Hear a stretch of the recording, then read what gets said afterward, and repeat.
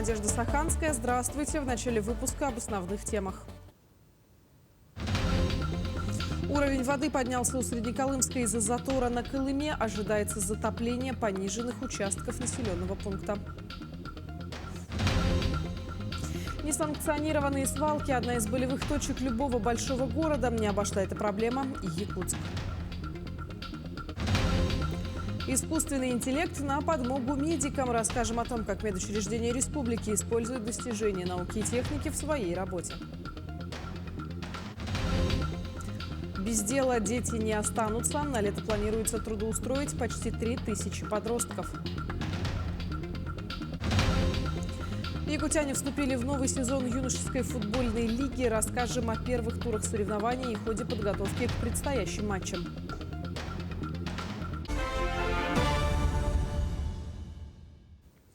Река Лена проходит по территории Кобяйского и Намского районов. На реке Вилюй вследствие начатых холостых сбросов уровень воды поднялся на 140 сантиметров. В ближайшие сутки двое. На участке Верхоянск-Батагай ожидается ледоход. На реке Колыме у Среднеколымска уровень воды составил 1276, при критическом 1200 сантиметров. Затор наблюдается ниже поста. В зоне затопления оказались 12 дворовых территорий, 52 человека и 4 ребенка. Для проведения взрывных работ вылетела оперативная группа и вертолет Ми-8. В целях ликвидации затора ниже города Среднеколымска был произведен один взрыв взрывчатых веществ в количестве 1 тонны это 50 килограмм. И в настоящее время оперативная группа вылетела еще раз для проведения авиаразведки и, возможно, проведения повторных взрывных работ. Данная эта ситуация находится под постоянным контролем оперативной группы. Полярные авиалинии подготовили специализированное воздушное судно Ан-26 модификации атмосферы. Его экипаж к вызыванию осадков в пожароопасный сезон. В этом году контракт с Центральной аэрологической обсерваторией заключили на общий объем работ в количестве 22 часов. Это первый в России самолет гражданской авиации с отечественным оборудованием по искусственному вызыванию осадков. Кроме того, в Якутию прибыл самолет Як-40 «Метео» Центральной аэрологической обсерватории Росгидромета. 4-й год подряд его задействуют в борьбе с природными пожарами в условиях засушливой погоды. Он выполнит 52 летных часа. В парламенте республики прошли слушания, посвященные оптимизации расходов в отрасли ЖКХ. С 1 июля тарифы на коммунальные услуги в среднем по республике вырастут на 13%. Несмотря на ежегодное удорожание тарифов, в 2024 году организации жилищно-коммунального блока Якутии недополучили субсидий на 15 миллиардов рублей. Депутаты и члены правительства обсудили меры по сдерживанию роста этих субсидий. По поручению главы республики разработан план мероприятий, направленный на сдерживание увеличения расходов. Сегодня есть проблемы по отсутствию финансов в части работы ресурсоснабжающих организаций по завозу ТЭР. Есть вопросы по текущей деятельности, есть вопросы по задолженности. И сегодня правительство упорно работает по поиску средств финансовыми институтами страны. И, конечно, мы будем вынуждены получать кредиты, но при этом, конечно, чтобы мы при корректировке бюджета через бюджет решили эти проблемы по возмещению понесенных затрат ресурсоснабжающих организаций. Несанкционированные свалки – одна из болевых точек любого города. Не обошла эта проблема и Якутск. Как в столице борются с мусором, используя современные технологии, расскажет Ржена Гармаева. Люди, живущие в 21 веке, привыкли к камерам. Они окружают нас везде – в смартфоне и ноутбуке, в магазине и на улице. Технический прогресс зашел настолько далеко, что камеры помогают выявлять правонарушения. Видеофиксация, например, один из методов борьбы с несанкционированными свалками. В прошлом году осенью начались работы, определили первые точки, на которых фиксируется сбор ТКО. И мы сюда устанавливали камеры своими силами. Работают они на сим-картах, то есть для них нужно только питание, электричество, ну и стабильная интернет-связь. В этом году мы продолжаем работу в этом направлении. Будут дополнительные точки определены, будут также дополнительные камеры поставлены. Как это работает? Предположим, я предприниматель с кучей отходов. Я приезжаю на машине к бакам в жилом дворе и выкидываю мусор. Казалось бы, дело сделано, не пойман не вор. Однако камера уже все зафиксировала. И мое лицо, и номер моего автомобиля. Сама система выглядит таким образом. То есть сейчас в режиме реального времени камеры работают. Также можно просмотреть архив. Сейчас включили мы сегодняшняя дата, час дня. Как можно наблюдать, в принципе, довольно хорошо, четко видно номера машин, которые приезжают. Записи регулярно просматривают в городских управах. Если правонарушение зафиксировано, данные машины передают в административную комиссию Якутска. Она составляет протокол и привлекает нарушителей к ответственности. Ответственность достаточно серьезная, особенно если мы говорим о должностных лицах и юридических лицах. На должностных лиц от 10 тысяч до 30 тысяч рублей, на юридических лиц от 50 до 500 тысяч рублей. Физические лица от 1 тысячи до 3 тысяч рублей. Но главное помнить, чистота начинается с нас самих. К тому же бесплатно твердые бытовые отходы принимают на городском полигоне по адресу Вилюйский тракт, 9-й километр. Ржена Гармаева, Аэлита Махно, Якутск. Региональный комитет семей воинов Отечества впервые провел встречу с министром здравоохранения республики Леной Афанасьевой.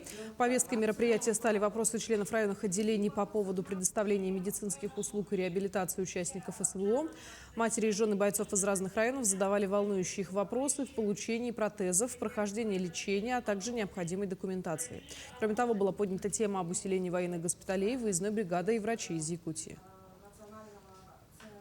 Это формат тех вопросов, которые реальные вопросы, жизненные вопросы, когда надо оказывать помощь здесь и сейчас. И это очень хороший формат. И, в принципе, я думаю, что и коллеги, которые со мной пришли, а это главные внештатные специалисты Министерства здравоохранения и по реабилитации, и по психотерапевтической помощи, да, ну и, собственно, по всем направлениям. И я думаю, что и коллегам, собственно, это необходимо. Ну и, конечно, это необходимо тем членам семей, которые на сегодняшний день задают вопросы. В политехническом лицее города Мирный торжественно открыли мемориальную доску, посвященную выпускнику, сержанту Никите Парашкову, который погиб при исполнении воинского долга во время специальной операции в Украине в ноябре 2024 года. На митинге, посвященном открытию мемориальной доски сержанту Никите Паршакову, присутствовали друзья и одноклассники, которые запомнили его как честного и открытого человека. Воспоминания о нем трогали собравшихся, и многие делились яркими моментами из жизни бывшего ученика. Помогал списывать, всегда давал. То есть и он всегда жизнерадостный, всегда вот на уроках бывает что-нибудь смешное скажет, весь класс смеется. Ну, то есть легкий человек, с ним было легко общаться. То есть я даже не думала, что так все повернется, и я буду тут стоять и вот говорить, что так вот все произошло. Особую волну эмоций вызвало выступление ученика, который исполнил стихи младшего брата Никиты, также находящегося в зоне боевых действий. После трагической утраты он взял позывной старшего брата и написал несколько стихотворений, посвященных героям специальной военной операции, отражая свои чувства и гордость за семью. Замерзшими руками жгутоваться, эвакуировать из-под огня парней и не взирать на горечь и утраты. Нас учат быть готовым к встрече с ней. Мы его очень хорошо помним, поэтому для нас это особенно важно. Никита был у нас активистом, который очень много принимал участие в различных мероприятиях общешкольных и военно-патриотических, городских. Вот поэтому для нас он, конечно, надолго останется в нашей памяти. В митинге также принял участие отец Никиты. Учащиеся лицея и общественность выразили свои соболезнования и почтение, украсив церемонию с цветами и минутой молчания. Мемориальная доска станет символом мужества и силы, а его память будет жить в сердцах людей, которые его знали и любили. Анна Васильева, Мирный. Сила в сотрудничестве. Медицинские колледжи и учреждения подписали соглашение о партнерстве. Документ ознаменовал появление в республике нового кластера в рамках федерального проекта «Профессионалитет». В него войдут якутские, алданские и нерюнгринские медколледжи, а также больницы и поликлиники республики. Кластер улучшит условия обучения студентов и обеспечит медицинскую отрасль новыми кадрами. Дело в том, что в этом кластере у нас и так уже прежде начата работа, да, но самое главное сейчас будут меняться форматы обучения, методики, да, ну и обновляться образовательные программы. Это сетевое взаимодействие наших колледжей, реализующих медицинские направления совместно с учреждениями здравоохранения. Эффективностью деятельности этого кластера будут оцениваться показателями трудоустройства выпускников. В Якутии продолжается активное внедрение искусственного интеллекта в медицинские организации. Так, в 56 медучреждениях уже применяют системы с использованием искусственного интеллекта. Они помогают врачам в диагностике, заблаговременном обнаружении болезни и управлении рисками ее развития. Подробнее о том, как используют искусственный интеллект в медицине, расскажет Тимур Колмогоров. Работа с применением технологий искусственного интеллекта в республике проходит по двум направлениям. Программа «Вебиомед» помогает врачам принимать решения по итогам анализа медицинских карт пациентов. В число обрабатываемых данных входит биометрика, результаты анализов и история болезней. С помощью программы на сегодняшний день проанализировано более 600 тысяч медкарт. Дает шпаргалку врачу, на что обратить внимание, посмотреть, какие анализы, может быть, назначить какие-нибудь исследования. Этот искусственный интеллект помогает и опытным, и молодым специалистам. Конечно, и более быстрее мы ставим диагнозы, более точнее получается, и человеческий фактор в эта программа она полностью убирает. Кроме того, в больницах работает платформа дистанционного анализа лучевых исследований МОЗ-МЕД-ИИ. С ее помощью анализируют снимки рентгенографии, флюорографии и маммографии органов грудной клетки.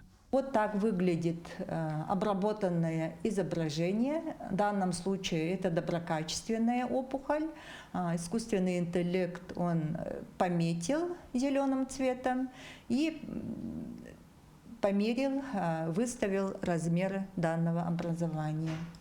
А в данном случае уже злокачественный процесс, злокачественная опухоль. Интеллект пометил его красным цветом, чтобы сразу врач обратил свое внимание к данному образованию. На основе проведенного анализа ИИ делает вывод, по которому далее врач может свериться, ведь итоговое заключение ставит только он. С использованием искусственного интеллекта у нас обработано более 600 маммограмм, а по всей республике более 5000 маммограмм. И дальше мы планируем тоже более детально анализировать, сопоставлять результаты изображений, отчетов, выполненные искусственным интеллектом, с заключением врача-рентгенолога. Активно системы с использованием искусственного интеллекта начали внедрять с 2023 года, и на данный момент они используются в 56 медорганизациях республики. Сама система активно развивается. Искусственный интеллект самообучается, разработчики добавляют туда новую функциональность, отчетность, и система будет активно внедряться для того, чтобы помогать каждому врачу. В рамках федеральной стратегии развития искусственного интеллекта в России до 2030 года ИИ будет внедрен и в другие направления медицины. Тимур Колмогоров, Виктор Дьячковский, Якутск. Ну а далее смотрите подборку новостей от наших коллег из Нерюнгри. Здравствуйте, с вами Екатерина Павлова. В ближайшие несколько минут мы расскажем о самых значимых и интересных событиях Южной Якутии. Началась подготовка к летнему отдыху. В период проведения летней кампании 2025 года в Нерюнгринском районе планируется открытие 16 детских лагерей. Из них 14 будут открыты на базе общеобразовательных организаций, 1 лагерь мужества и 1 лагерь в поселке Чульман. Планируемый охват детей в летний период за 3 сезона – более 1700 человек. С информацией о подаче заявлений, программой лагеря, датами открытия смен родители могут ознакомиться на официальных сайтах образовательных организаций. Надеемся, что отдых в летних лагерях Нерюнгринского района пройдет весело, познавательно и с пользой для здоровья. В рамках празднования Международного дня семьи в столице Южной Якутии прошла торжественная выписка новорожденных. Отцы, приглашенные на мероприятие, встречали уже не первенцев в своих семьях, а вторых и третьих детей. На сегодняшнюю дату у нас родилось 194 ребенка, 88 мальчиков и 107 девочек. Мы считаем, это хороший знак. Рождение девочек – это всегда к миру, к счастью. Поднять ребенка, вырастить его, дать образование – это всегда сложно. И поэтому мы считаем, что такие семьи достойны уважения. Вот. И мы всегда любим детей, которые рождаются у нас. Мы знаем, что они будут самыми лучшими, добрыми, умными. Вот. И поэтому с удовольствием рожаем детей, с удовольствием выписываем и с удовольствием будем принимать дальше. Долгожданная встреча с родными и близкими, искренние поздравления, цветы и подарки. Кроме того, родителям выдали первые в жизни их малышей документы – свидетельства о рождении. Семья – ячейка общества наше. Все, что у нас есть, ничего больше нам и не надо. Семья, дети, счастье, любовь, здоровье. И акушерочки, и санитарочки, и врачи. Потрясающий персонал. И роды хорошо прошли, дай бог здоровья всем. Спасибо большое врачам. В Нерюнгри прошел День призывника. На встрече присутствовали ветераны боевых действий, участник СВО, представитель военкомата, священник, родные и близкие призывников. Звучали советы и пожелания, беседы о солдатской службе и буднях в армии. Вы, пожалуйста, берегите честь русского офицера. Это превыше всего. Вы всем ребятам, которые будут проходить службу и после вас, и вместе с вами, чтобы вы всегда говорили о чести русского офицера, солдата. Призывникам пожелали легкой и успешной воинской службы, хороших и верных боевых товарищей. Я считаю, эти встречи были, есть и будут. Мы будем продолжать ребят провожать в армию и ребят ждать с армии. И гордиться ими, как всегда. День призывника помогает будущим солдатам почувствовать себя частью общей истории и вдохновляет их на серьезный подход к предстоящей службе. Будущие защитники Отечества получили мотивацию и уверенность в том, что служба в армии – почетная обязанность и школа жизни. Такой насыщенной была эта неделя. Впереди еще много интересных мероприятий. В ближайшие дни юноармейцы подведут итоги спартакиады и получат заслуженные награды. Также узнаем о мерах безопасности от укусов клеща в преддверии летнего сезона и многое другое. Будьте в курсе событий вместе с телеканалом Якутия-24. Традиционно в мае начались последние звонки для выпускников. В школе номер 1 города Якутска состоялась торжественная линейка, посвященная окончанию учебного года для девятиклассников. В этом году обучение в школе заканчивают 55 ребят, из которых 9 претендуют на аттестат с отличием. Последний звонок считается праздником прежде всего для учащихся старших классов, так как впереди их ждут выпускные экзамены и получение аттестатов. Ну а для остальных школьников он символизирует долгожданное окончание учебного года и начало летних каникул. В этом году у школы очень много достижений. У нас наша ученица в этом году в российском конкурсе «Шаг в будущее» заняла диплом первой степени. В этом году мы отмечаем 104 года нашей школе, в следующем году 105-летие юбилейное. И мы, конечно, ждем новое здание, которое строится на проспекте Ленина, 32. Лето – идеальное время не для отдыха, а для работы. По крайней мере, так считают 2900 подростков из Якутии. Именно столько в этом сезоне трудоустроит Центр занятости региона. Нюансов трудового законодательства в таких случаях много, но некоторые работодатели знают, как совместить отдых и труд с пользой для ребенка. Подробности в материале Саргаланы Неустроевой. На базе Хатасской агрошколы работает сельскохозяйственное предприятие. К труду оно привлекает не только взрослых специалистов, но и детей. Для них тут все условия: бесплатное питание, 4-часовой рабочий день и даже соцпакет. А еще официальное оформление трудовой книжки, куда, как и полагается, будет вписан стаж работы. В каждый сезон у нас много желающих. Мы отбираем детей по категории, то есть первоначально у нас идут дети многодетные дети, нищие, малоимущие, дети СВО и так далее. Самое главное, что результат своего труда дети увидят уже осенью. Часть выращенных овощей будет подаваться в школьной столовой. Но дети здесь не только обеспечивают свою столовую свежими овощами, но и изготавливают такие вот сухпайки. Например, эта сублимированная уха доставляется даже бойцам специальной военной операции. Вот уж действительно такой труд можно назвать совместить приятное с полезным. И под приятным имеется в виду неплохая заработная плата. Например, десятиклассник Максим Макаров уже знает, на что потратит свою будущую зарплату. Собираюсь скорее всего, брекеты поставить. Брекеты сейчас дорогие все равно. Да и тем более получу 23-24 тысячи, и потом сверху родители докинут. Просто как помощь. Парень признается, сидеть на шее у родителей он не хочет и планирует трудоустроиться и на следующий сезон. Да и работа здесь подростку нравится. Приобретенные садоводческие навыки точно пригодятся в будущем, уверен Максим. Все равно в будущем огород будет, вот там как раз эти навыки понадобятся. Такой должна быть летняя детская занятость в формате трудового воспитания, отмечают в Центре занятости населения Якутии. Никакой работы в промышленности, на заводах или в увеселительных заведениях. В списке запрещенных профессий для детей более 2000 специальностей. Дети в целом должны работать, где не требуется профессиональное образование, да? Это благоустройство территории, в памятниках могут работать могут рабочими, подсобными рабочими, а также могут работать артистами, спортивной деятельности могут работать и в органах культуры. Всего в этом году на детское летнее трудоустройство в Якутии выделено свыше 24 миллионов рублей. Работать дети смогут даже в оленеводческих хозяйствах. Кроме того, 29 мая состоится акция «Мое трудовое лето», в ходе которой дети встретятся с работодателями и пройдут профориентацию. Саргалана Неустроева, Нюргун Старостин, Якутск.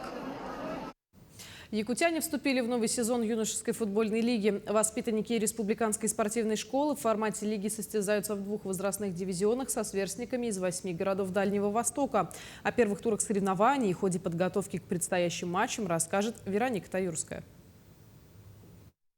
Юбилейный 5-й сезон юношеской футбольной лиги стартовал с матча открытия между командами школы Благовещенска и Якутии.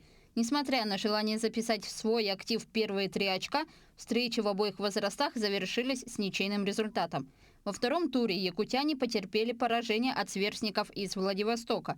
Несмотря на потерю очков, футболисты отмечают, что перед ними стоят самые высокие задачи. Тренер дает установку, выходим, разминаемся. Что тренер скажет, то делаю. Сейчас будем пробовать, стараться выигрывать юношескую футбольную лигу. В основном состав команды для участия в юношеской лиге формируется из воспитанников школы. Однако есть и исключения.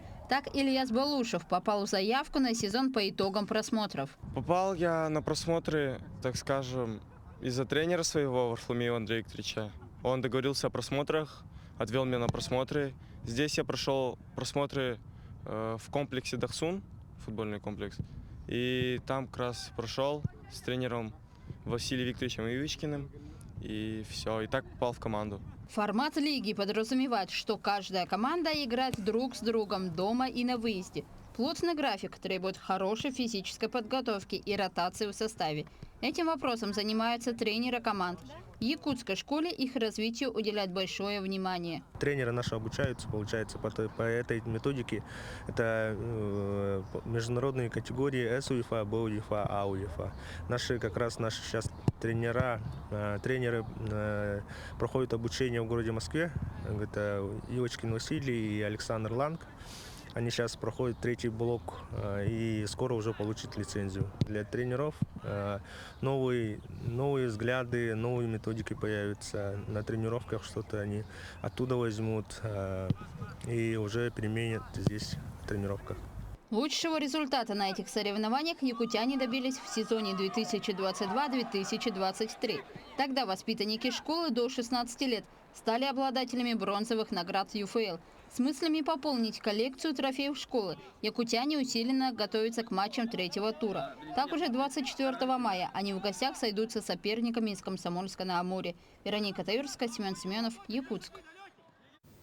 К этому часу это все новости. Таким увидели этот день наши корреспонденты. Мы продолжаем следить за развитием событий. Ну а я на этом с вами прощаюсь. До встречи в эфире.